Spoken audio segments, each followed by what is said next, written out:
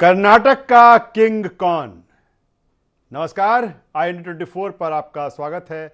मैं हूं राजेश सक्सेना। कर्नाटक में लगातार मतगणना जारी है। 224 विधानसभा सीटों की जो मतगणना है वो लगातार चल रही है। जो रुझान सामने है उसमें कांग्रेस पूर्ण बहुमत की ओर आगे बढ़ चली है। कांग्रेस अभी तक 124 सीट पर आगे चल रही है। बीजेपी की अगर हम बात करें तो बीजेपी काफी पिछड़ चुकी है। 70 सीट पर बीजेपी की अभी बढ़त है। जेडीएस की बात करें तो 23 सीट पर और 7 सीट पर अन्य जो उम्मीदवार है वो आगे चल रहे हैं। तो कांग्रेस अब इस रुझानों के बाद जिस तरह से 124 सीट पर बढ़त बनाई है, कांग्रेस उत्साहित है, कार्यकर्ता नेता उत्साहित हैं और जश्न का माहौल कांग्रेस में है।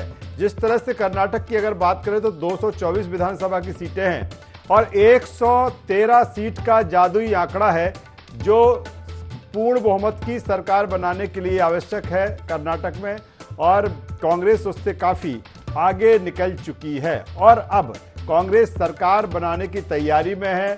DK शिव कुमार और सिद्धारमैया ये दो नाम हैं जो कर्नाटक के मुख्यमंत्री बन सकते हैं। वैसे सबसे बड़ा नाम, सबसे प्रबल दावेदार जो हैं वो हैं DK शिव कुमार, क्योंकि उनकी अगुवाई में जिस तरह से कांग्रेस ने ये चुनाव लड़ा और उसको इसमें सफलता हासिल हुई है और कहीं ना कहीं तमाम सारे इम्पैक्ट और इफेक्ट इस चुनाव के बाद जिस तरह से कहा जा रहा था कि कर्नाटक का जो ये चुनाव है काफ़ी अहम, न केवल कर्नाटक के हिसाब से देखें बल्कि अन्य राज्यों जहां पर 2023 में विधानसभा के चुनाव है या फिर हम 2024 की बात करें जब लोकसभा के चुनाव है, और बीजेपी की जिस तरह से तैयारी थी, जिस तरह से रणनीति थी कि कर्नाटक फतह हासिल करके कहीं ना कहीं दक्षिण में एक मैसेज कन्वे करना था बीजेपी को, क्योंकि 2019 की हम बात करें तो 2019 में उत्तर में एक ऐतिहासिक सफलता बीजेपी को मिली थी। तो बीजेपी की रणनीति थी कि अगर 2024 में हमें उत्तर से कुछ नुकसान होता है तो उसकी भरपाई हम जाकर दक्षिण से करेंगे, और कर्नाटक उसमें एक बड़ा किला था।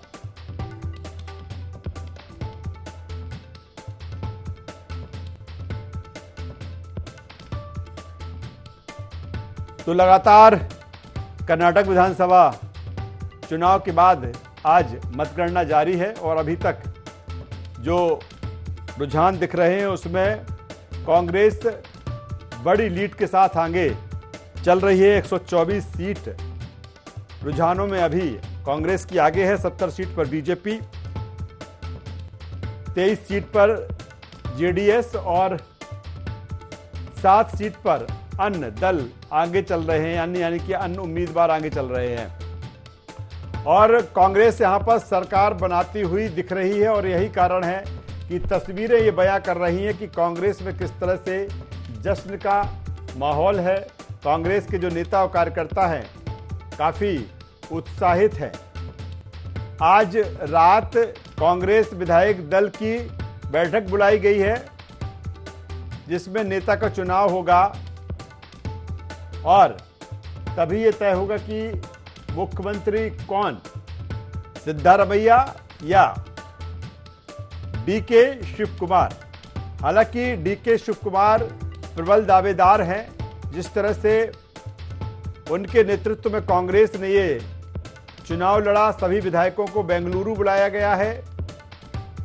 कल हो सकता है CM के नाम पर फैसला। अब सरकार बनाने की कवायद तेज कर दी गई है।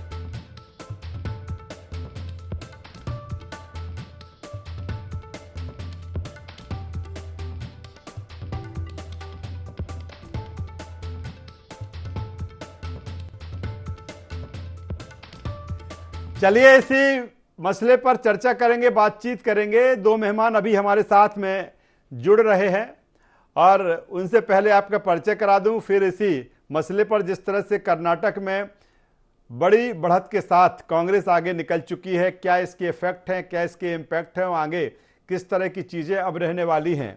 पहले दोनों मेहमानों से मैं आपका परिचय कराता हूं, तारुफ कराता हूं, फिर हम इस पर चर्चा शुरू करेंगे। तो लगातार कर्नाटक में जो मतगणना है वो जारी है। हमारे साथ में है वरिष्ठ पत्रकार संदीप पौराणिक जी। संदीप जी, स्वागत है आपका। और हमारे साथ में है सुरेंद्र वर्मा जी, प्रवक्ता हैं छत्तीसगढ़ कांग्रेस के। सुरेंद्र जी, आपका स्वागत है। संदीप जी, सबसे पहले मैं आपके पास में आता हूं। जो अब रुझान दिख रहे हैं और कांग्रेस एक बेहतर लीड के साथ आगे बढ़ रही है, मुझे लगता है कि इनके पहले मतगणना से पहले जिस तरह से एग्जिट पोल आए थे, लगता है उन्हीं पर यह मोहर लगती हुई दिख रही है। संदीप जी, देखिए राजेश जी, ये बात बिल्कुल सही है कि एग्जिट पोल भी क्या होता है। जो एग्जिट पोल का नतीजा हम लोग के सामने आया, तो एग्जिट पोल क्या होता है? लोगों की राय होती है।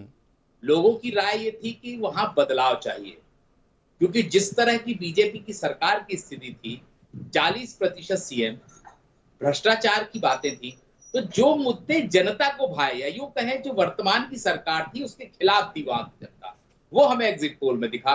और वही लगभग नतीजे वही हैं। आप ये देखिए कि 224 में 113 सीटों की जरूरत है आपको, आप 124 125 पे चल रहे हैं। मतलब कुल मिलाकर के आपको पूर्ण बहुमत मिलने वाला है, सरकार बन रही है। तो ये एक सफलता है कांग्रेस की कुल मिलाकर के। मुझे लगता है कि जनता का जो रुझान था, जनता का जो मानस था, और एग्जिट पोल ने जो दिखाया था, वो हम सबके सामने आ गया है। संदीप जी, इस चुनाव की बहुत चर्चा थी और चर्चा होना भी चाहिए थी, क्योंकि 2023 में कई राज्यों में चुनाव है और कहीं ना कहीं 24 में लोकसभा के लिए जाना है। तो एक जो बीजेपी के लिहाज से इस चुनाव को देखें, तो क्या अब बीजेपी के लिए ये रणनीति बदलने का समय होगा? क्योंकि ये तैयारी जिस तरह से कि कर्नाटक अगर जीतते हैं तो एक मैसेज जो दक्षिण को लेकर तैयारी थी बीजेपी की कि अगर हम उत्तर से कुछ नुकसान होता है 24 में तो उसकी भरपाई हम वहां कर पाएंगे। कहीं ना कहीं रणनीति फेल हुई है बीजेपी की यहां पर। देखिए राजेश जी, आप एक चीज मान के चलिए कि चुनाव होता है, चाहे उत्तर का हो चाहे दक्षिण का हो, जीत जीत होती है। मेरा अपना मानना है कि कर्नाटक की हार बड़ी हार है। ठीक है, वो एक राज्य का चुनाव था, लेकिन दक्षिण में बड़ा किला था बीजेपी के हाथ में। और आप ये मान के चलिए कि यहां से जो हवा बनेगी उसका असर आने वाले समय में तो हम देख रहे हैं, हिंदी पट्टी के 3 राज्य हैं जहां चुनाव होने। इससे पहले तेलंगाना का चुनाव है। देखिए, अब दक्षिण में आप कर्नाटक के नतीजे आए, इसके बाद तेलंगाना आप पढ़ेंगे, तेलंगाना के बाद आपके 3 और राज्य हैं जहां चुनाव होने हैं। तो कुल मिलाकर के बीजेपी की रणनीति ठीक है, उनके अपने फैसले हैं, उनकी अपनी तैयारी है, लेकिन एक संदेश जरूर गया है राजेश जी कि आप अगर अपने पुराने कार्यकर्ता की उपेक्षा करेंगे, आप ऐसे फैसले लेंगे जो आपके लिए रीढ़ हुआ करते हैं या मजबूत स्तंभ होते हैं, अगर आप उनकी उपेक्षा करेंगे तो आपको नुकसान होगा। ये संदेश तो कम से कम कर्नाटक ने दे दिया है। अब सीखना बीजेपी को है, क्या वाकई में वो कर्नाटक से कोई सीख लेंगे, या जो उन्होंने कर्नाटक में फैसले किए हैं वही फैसले दीगर राज्यों में करेंगे। जहां तक आपने कहा है 24 का बात है, तो मेरा ये मानना है कि राज्य के चुनाव और केंद्र के चुनाव अलग अलग होते हैं। दोनों का जो जनता का मानस होता है वो अलग होता है। यही कर्नाटक है जहां परिस्थितियां बदलती रही हैं, नतीजे कुछ और आए थे, लोकसभा में कुछ और स्थिति थी, परसेंट भी बदला था। तो मुझे लगता है कि राज्यों को केंद्र से जोड़ना बेहतर नहीं होगा। चलिए, मैं दोबारा आऊंगा संदीप जी आपके पास में। सुरेंद्र वर्मा जी हमारे साथ में है, छत्तीसगढ़ कांग्रेस के प्रवक्ता। सुरेंद्र जी, काफी उत्साहित तो खुश नजर आ रहे हैं आप। जी राजेश जी, निश्चित रूप से कार्यकर्ताओं के परिश्रम की, कार्यकर्ताओं के पराक्रम की जीत है। और जिस प्रकार से कांग्रेस के भीतर एक दलित परिवार के मिल मजदूर का बेटा खड़गे जी राष्ट्रीय अध्यक्ष बने और उनके नेतृत्व में कर्नाटका में सिद्धारमैया जी और डीके शिव कुमार जी की जोड़ी ने जिस प्रकार से कार्यकर्ताओं में उत्साह भरा, और भारतीय जनता पार्टी के जो भावनात्मक पाखंड की जो पोल खुली है, जिस प्रकार से 91 का आंकड़ा, देश के प्रधानमंत्री जो 9 साल से प्रधानमंत्री हैं, अपने किसी उपलब्धि पर ये वोट नहीं मांगते, वो भावनात्मक कार्ड खेलने का जो प्रयास किए, जिस प्रकार से सांप्रदायिकता के नाम पर ध्रुवीकरण का कुत्सित प्रयास किए, उसके मुंह पे करारा तमाचा है। भारतीय जनता पार्टी ने तो राजेश जी प्रधानमंत्री के नाम पर वोट मांगे, प्रधानमंत्री जी 8-8 दिन तक वहां जमे रहे, और भारतीय जनता पार्टी के जिस प्रकार से पूंजीवाद इनका मूल चरित्र है, जिस प्रकार से अपने नेता कार्यकर्ताओं के हक का गला घोटते रहे, वहां 40% कमीशन से सबसे ज्यादा पीड़ित तो आम जनता के साथ साथ भाजपा के नेता और कार्यकर्ता भी थे। आपको याद होगा भाजपा के एक कार्यकर्ता ने आत्महत्या की थी इसी संदर्भ में। कॉन्ट्रैक्टर एसोसिएशन ने पीएमओ को पत्र लिखा था, उस पर कोई कार्रवाई नहीं। जो सबसे बड़े दागी, सबसे बड़े भ्रष्टाचारी है छत्तीसगढ़ में 2023 में आपको भी अभी चुनाव में जाना है, ये बूस्टअप का काम करेगा, संजीवनी का काम करेगा निश्चित रूप से। राजेश जी देखिए, छत्तीसगढ़ मॉडल की धमक एक बार कर्नाटका में भी दिखी है। अच्छा। हमारे घोषणा पत्र में जो वादे किए हैं कर्नाटक की जनता से, उसको छत्तीसगढ़ सरकार पहले भी मॉडल के रूप में पूरी कर चुकी है। चाहे वो सरकारी विभागों के में रिक्त पद की भर्ती की हो, चाहे वो आंगनबाड़ी के कर्मचारियों के वेतन वृद्धि की हो, हमने यहां पर करके दिखाया है। ओपीएस का वादा कर्नाटक के लिए कहा जाता है कि वहां की जनता बदलाव पसंद रही है। वर्मा साहब, ये कहा जाता है कर्नाटक के लिए कि वहां की जनता बदलाव पसंद रही है। अगर किसी दल का अगर शासन है तो वो चुनाव में दूसरे दल को पसंद करती है, लेकिन छत्तीसगढ़ में तो अभी कांग्रेस की ही सरकार है। कर्नाटका में तो पिछले बार भी भाजपा को बहुमत नहीं मिला था, लेकिन किस प्रकार से खरीद फरोख्त करके धनबल, छलबल और सत्ता का दुरुपयोग करके यह सरकार बनाए, वो भी सर्वविदित है। और हम तो देखिए, आम जनता के लिए रोजगार और राहत जरूरी है। जो मोदी सरकार के कुशासन में अर्थव्यवस्था उल्टे पांव भाग रही है, हमने तो मॉडल के रूप में छत्तीसगढ़ को पेश किया है। यहां पर हम गोबर खरीदी कर रहे हैं, वर्मी कंपोस्ट बना रहे हैं, वो वादा हमने कर्नाटक में भी की और जनता ने उस पर मुहर लगाया है। ओपीएस का मामला हिमाचल में हमने चलिए सुरेंद्र वर्मा जी, मैं आता हूं। हमारे साथ में है चेतन सिंह जी, बीजेपी के वरिष्ठ नेता। चेतन जी, सबसे पहले आपका स्वागत करूंगा और मेरा सीधा सा सवाल, डबल इंजन का फार्मूला जो था, एक इंजन आपका क्या गड़बड़ हो गया, खराब हो गया? यही कारण कि इस तरह के परिणाम जो दिख रहे हैं, जो रुझान दिख रहे हैं? देखिए राजेश जी, वो हमारे समाज में कहावत है कि जब आदमी फंसता है तो कोई कुछ भी उसके बारे में कह सकता है। तो आज परिणाम हमारे नेगेटिव है तो कुछ भी तरह की चर्चाएं, कुछ भी तरह की बातें, कुछ भी तरह के कमेंट स्वाभाविक रूप से आना था। तो कोई अतिशयोक्ति भी नहीं आते रहे। लेकिन ये सर्वविदित है कि डबल इंजन की सरकार ने जो विकास का काम कर्नाटक में और जो विकास का काम सारे हिंदुस्तान में किया है, 55 साल का रिकॉर्ड लोग उठा करके देख ले। केवल मुंहजोरी करने से तथ्य तो नहीं छिप सकता ना। उस पर तो ये नहीं है कि हमने 55 साल में उसका कोई हिसाब मांग रहे हैं। हमने हमारा जो काम किया है डबल इंजन की सरकार ने, और उस पर हमारी पार्टी के एक कार्यकर्ता होने के नाते मेरे को गर्व और फक्र है कि हमने बहुत अच्छा काम किया। विकास को लेकर के जो रोड मैप हमने तैयार किया है, अगर बाकी राज्य भी अगर उस रोड मैप पर चलेंगे तो निश्चित रूप से एक नया हिंदुस्तान देखने को मिलेगा। रही बात चुनाव परिणाम की, चुनाव परिणाम में पहले दिन से था कि परिस्थितियां हमारे खिलाफ है, थोड़ी बहुत है। इतना है, इतना तो नहीं था, लेकिन फिर भी परिस्थितियां हमारे खिलाफ है, ऐसा लग रहा था। लेकिन हाँ, विकास के मुद्दे पर अगर कोई कहे कि हम विकास में पिछड़ गए तो मैं उसको कभी स्वीकार नहीं करूंगा। और आज जो ये परिणाम आए हैं, मुझे लगता है कि निश्चित रूप से भारतीय जनता पार्टी सत्ता की उस होड़ से बाहर हो चुकी है जिसका लोग इंतजार कर रहे थे। लेकिन ये भी है कि हमने जनता की सेवा की, ईमानदारी के साथ की। मेरे मित्र छत्तीसगढ़ के जो बड़ी बड़ी बातें कर रहे हैं ना, थोड़ा सा उत्तर प्रदेश की तरफ भी निगाह घुमा करके देख लें कि जिस स्वार विधानसभा पर भारतीय जनता पार्टी का कभी खाता नहीं खुला था, वहां भी हमने 8,000 से ज्यादा मतों से जीत हासिल की है। लेकिन चेतन जी, ये कहा जा रहा है कर्नाटक में लंबे समय से कमियां रही हैं, चाहे वो कार्यकर्ताओं की उपेक्षा हो या लगातार जिस तरह से करप्शन वहां पर बढ़ा। समय रहते अगर उस पर ध्यान दे लिया जाता तो इस तरह की स्थितियां नहीं होती। ध्यान नहीं दिया गया, बाद में भले पूरा आपका केंद्रित नेतृत्व वहां पर लग गया। जी, मैंने पहले भी कहा था और अनेक बार हमारी आपके चैनल पर भी अनेक जगह चर्चाएं भी हुई कि 2018 में जब मध्य प्रदेश में हम सरकार बनाने से कुछ अंक से पीछे रह गए थे, तो उसमें कहीं ना कहीं भारतीय जनता पार्टी के नेताओं और कार्यकर्ताओं की नाराजगी थी और कमोबेश यही लग रहा था। और चुनाव प्रारंभ होते ही जिस प्रकार से भारतीय जनता पार्टी के कार्यकर्ताओं का जो धैर्य था, जो संयम था, वह कहीं ना कहीं छूट गया था। तो उसकी कीमत भारतीय जनता पार्टी ने चुकाई। कांग्रेस और कांग्रेस के किसी भी कार्यकर्ता, किसी भी नेता, किसी संगठन में वो हिम्मत और ताकत नहीं है कि भारतीय जनता पार्टी को सरकार से बाहर का रास्ता दिखा सके। ये अलग बात है कि भारतीय जनता पार्टी का कार्यकर्ता, उसका समर्थक जो चीजें देखता है बहुत बारीकी से देखता है। जो हमारा समर्थक है उसको लगता है कि हम गलत राह पे जा रहे हैं तो वो हमको सबक सिखाने लगता है। मुझे लगता है कर्नाटक में भी कुछ ना कुछ इस चलिए प्रकार आगे का आऊंगा तो इस पर भी बात करूंगा है कि सारे सबक मामले। लेने की जरूरत अब बीजेपी को यहां पर है। सेकंड राउंड में चर्चा में आऊं उससे पहले कुछ वर्जन है इसी को लेकर, वो सुनवा देता हूं, फिर पूरे पैनल के साथ में चर्चा में आऊंगा।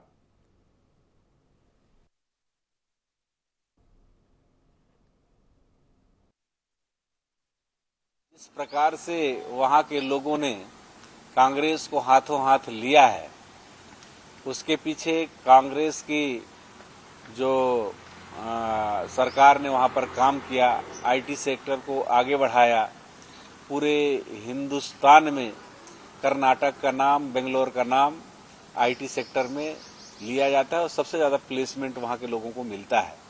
आज भारतीय जनता पार्टी की सरकार में वो दम तोड़ रहा था। ऐसे समय में चुनाव हुआ है जहां लोग बदलाव चाह रहे हैं और पूरे हिंदुस्तान में जिस प्रकार से भारतीय जनता पार्टी तांडव कर रही है उसका एक तरह से अंत होगा। और अगर ये कहें कि कर्नाटक से भारतीय जनता पार्टी का नाटक का अंत होगा तो अतिशयोक्ति नहीं होगा। कर्नाटक का जनादेश इस देश के मूल मुद्दों का जनादेश है और जिस तरीके से घृणा और नफरत के आगे कैसे मूल मुद्दों पर राजनीति होगी, यह संदेश इस देश को दिया है। और मैं धन्यवाद दूंगा कर्नाटक की जनता ने जो पे लोगों के मूल मुद्दों के चीजों के ऊपर कैसे महंगाई कम करे, कैसे एक साथ मिलकर देश की राजनीति और देश के विकास में काम करे। ये जनता का संदेश है कि कर्नाटक की जनता ऐतिहासिक निर्णय ले रही है और कहीं ना कहीं कांग्रेस को जिता के इस देश के अंदर जो बीजेपी घृणा और नफरत की राजनीति कर रही है इसको खत्म करने का काम कर रही है। तो कर्नाटक का किंग कौन लगभग ये तय होता जा रहा है क्योंकि कांग्रेस एक बड़ी बढ़त के साथ आगे बढ़ रही है। 128 सीटों पर कांग्रेस ने बढ़त बना ली है, जबकि जो बीजेपी का आंकड़ा है वो 70 से कम पहुंच गया है। जेडीएस की अगर हम बात करें तो जेडीएस 22 से 23 सीट पर सिमटती हुई दिख रही है। वहीं अगर अन्य के खाते की बात करें तो 6 से 7 सीट वहां जाती हुई दिख रही है। आज हम पूरे पैनल के साथ इस मसले पर चर्चा कर रहे हैं, बातचीत कर रहे हैं। 3 मेहमान हमारे साथ इस चर्चा में हैं। सीधे चलेंगे पैनल के साथ में। वरिष्ठ पत्रकार संदीप पौराणिक जी हमारे साथ में हैं। संदीप जी, अब जो नतीजे या जो रुझान जो भी कहें, क्योंकि अब कांग्रेस ने एक बड़ी बढ़त वहां पर बना ली है, अगर कर्नाटक से बाहर निकलें, क्योंकि हम 24 का जिस तरह से मैंने जिक्र किया, अब 23 में भी कई राज्यों में इलेक्शन है, तो क्या यहां से बीजेपी कोई स्ट्रेटजी अब बदलेगी? क्योंकि छत्तीसगढ़ में भी चुनाव लड़ना है, राजस्थान भी है, मध्य प्रदेश भी, अन्य राज्य में है, तो क्या इसके बाद माना जा सकता है कि बीजेपी में कई तरह की चीजें अब देखने को मिल सकती है रणनीतिक तौर पर? देखिए राजेश जी, वही टीम या वही राजनीतिक दल है जो किसी हार या जीत से शिक्षा लेता है।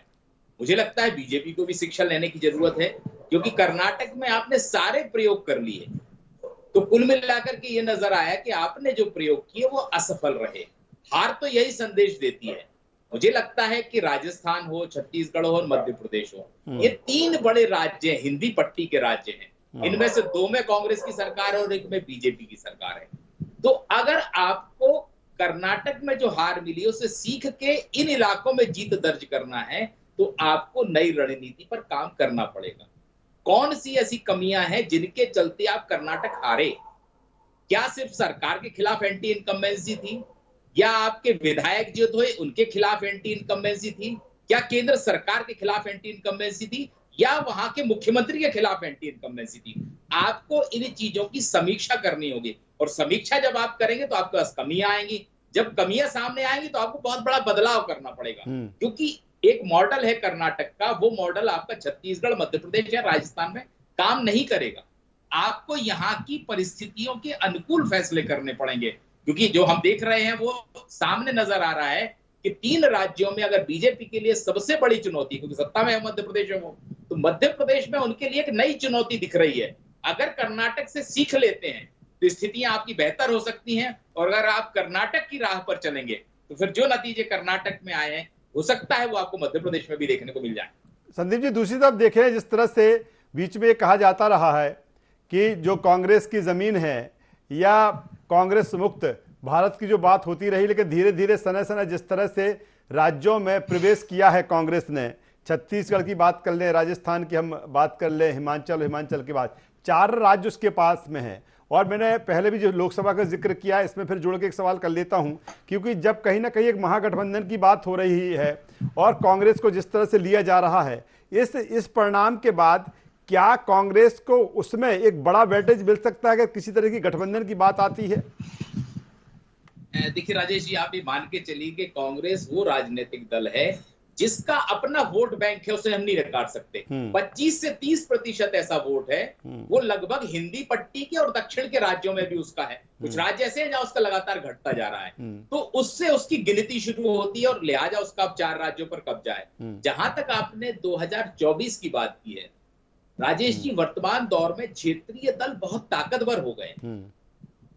चाहे आप दक्षिण में चले जाइए, केसीआर को ले लीजिए, आप आंध्रा में चले जाइए, नीतीश कुमार को ले लीजिए, आप बंगाल में ममता बनर्जी को ले लीजिए, तो ये जो क्षेत्रीय दल हैं ये कितना स्वीकारेंगे आपको? देखिए, लीडरशिप, मुझे नहीं लगता है कि क्षेत्रीय दल कांग्रेस की लीडरशिप स्वीकारेंगे। वो एक अंडरस्टैंडिंग में समझौता तो कर सकते हैं वो, लेकिन वो कांग्रेस के छाते के नीचे आके चुनाव लड़े, इसमें मुझे संदेह है। हाँ, अगर छोटे दल और कांग्रेस एक समन्वय रणनीति बनाती है, अपने राज्यों के हिसाब से हिस्सेदारी मांगती है, तो मुझे लगता है कि एक अलायंस बन सकता है, लेकिन वो अलायंस किसी एक नेता के नेतृत्व में होगा, ये संदिग्ध है और संदेहपूर्ण है मुझे लगता है।